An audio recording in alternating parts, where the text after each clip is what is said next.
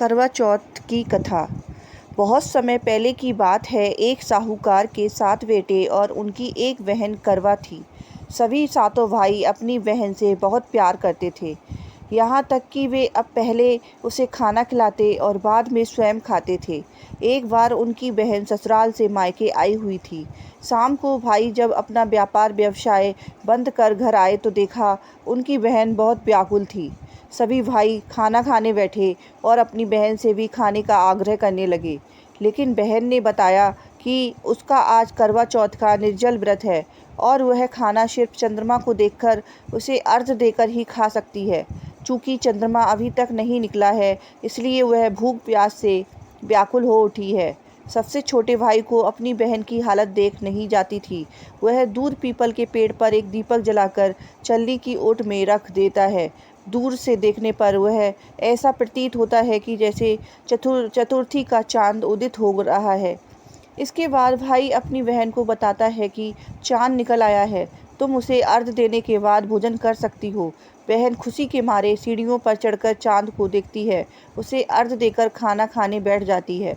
वह पहला टुकड़ा मुंह में डालती है तो उसे छींक आ जाती है, दूसरा टुकड़ा डालती है तो उसे बाल निकल आता है, और जैसे ही तीसरा टुकड़ा मुंह में डालने की कोशिश करती है तो उसके पति की मृत्यु का समाचार उसे मिलता है। वह बौखला जाती है।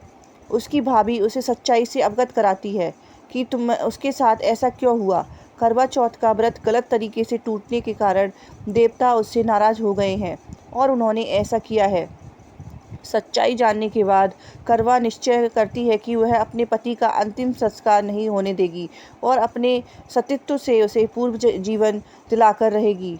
वह पूरे 1 साल तक अपने पति के शव के पास बैठी रहती है, उसकी देखभाल करती है, उसके ऊपर उगने वाली सुई नुमा घास को वह एकत्रित करती रहती है। 1 साल बाद फिर करवा चौथ का दिन आता है। उसकी सभी भाभियाँ करवा चौथ का व्रत रखती है। जब भाभियाँ उसे आशीर्वाद देने आती हैं तो वह प्रत्येक भाभी से यम सुई ले लो, पिया सुई दे दो, मुझे भी अपनी जैसी सुहागिन बना दो, ऐसा आग्रह करती हैं। लेकिन हर बार भाभी उसे अगली भाभी से आग्रह करने का कहकर चली जाती हैं। इस प्रकार जब छठे नंबर की भाभी आती है तो करवा उसे भी यही बात दोहराती है। यह भाभी उसे बताती है कि चूँकि सबसे छोटे भाई की वजह से उसका व्रत टूटा था, अतः उसकी पत्नी में ही शक्ति है कि वह तुम्हारे पति को दोबारा जीवित कर सकती है। इसलिए जब वह आए तो तुम उसे पकड़ लेना और जब तक वह तुम्हारे पति को जिंदा न कर दे उसे नहीं छोड़ना। ऐसा कहकर वह चली जाती है। सबसे अंत में छोटी भाभी आती है। करवा उससे भी सुहागिन बनने का आग्रह करती है, लेकिन वह टाल मटोली करने लगती है। इसे देख करवा उसे जोर से पकड़ लेती है और अपने सुहाग को जिंदा करने के लिए कहती है। भाभी उसे छुड़ाने के लिए नोचती है, खसोटती है, लेकिन करवा नहीं छोड़ती है।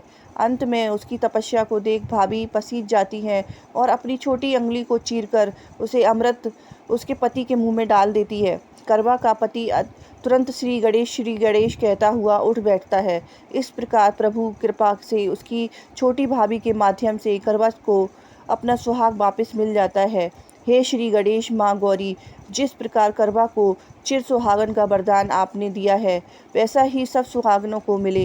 बोलो करवा चौथ माता की जय।